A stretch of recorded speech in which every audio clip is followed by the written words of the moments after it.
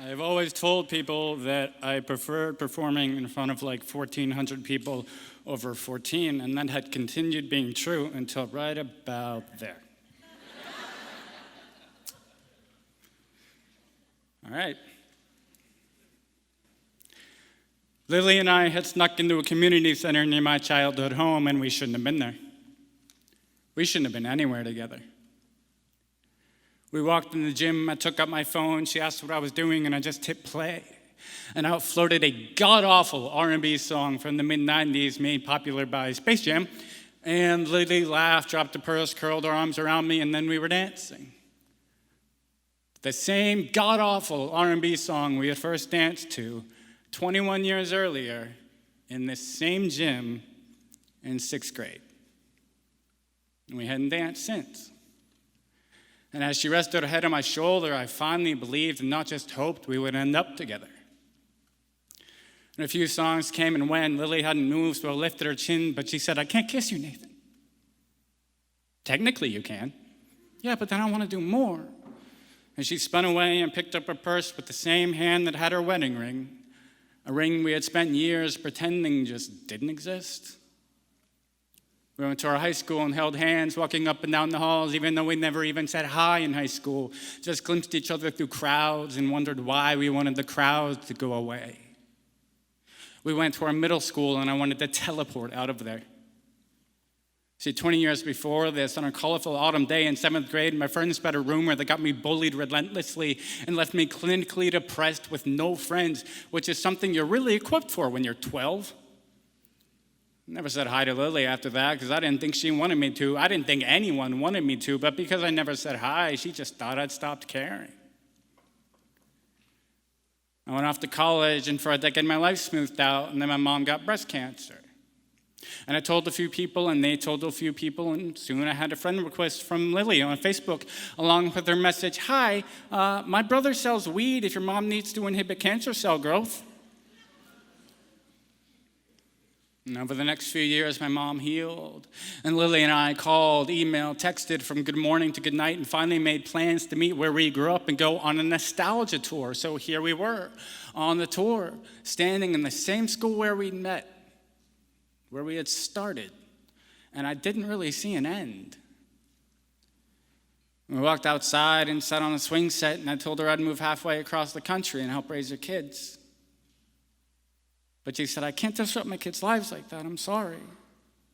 "Or my husband." "Oh, well, that's nice," I said. "And I understand, but you have strung me along, telling me you and him haven't lived together for years and you were on your last shot, and that was what, 2 months ago? It was true when I said it, then it's a lie now." And we argued more, louder, for 15 minutes, 20, and I said, "I really think we would have worked." And she said, "I think so too, but we didn't."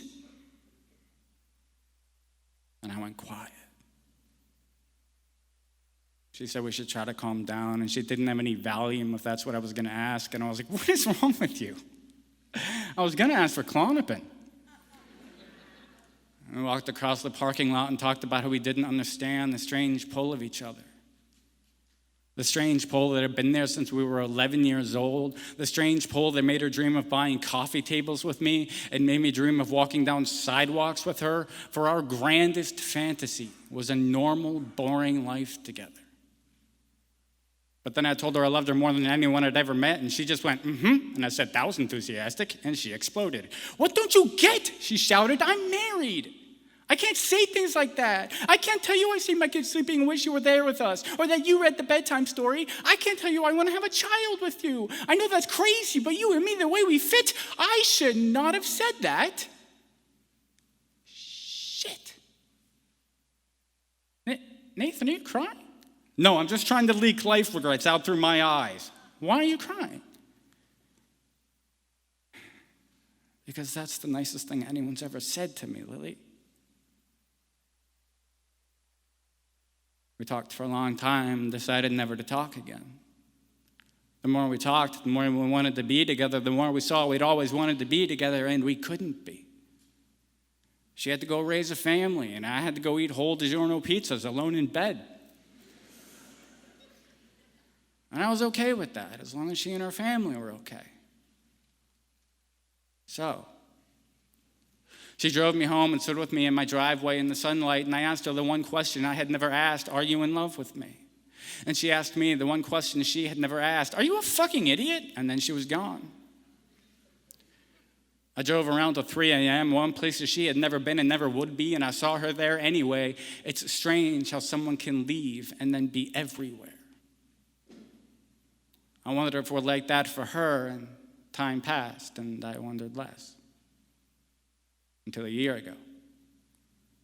She emailed, said she'd been in SF for work, and left me a note on her napkin and tucked it behind the mirror in the bathroom of a working girls' cafe, which she was disappointed to learn didn't have prostitutes.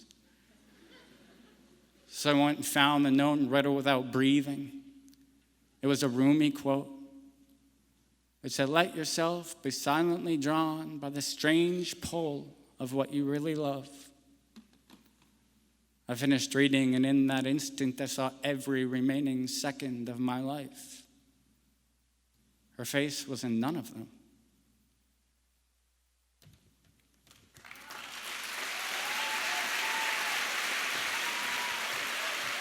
Nathan Spicer. Keep it going for Nathan.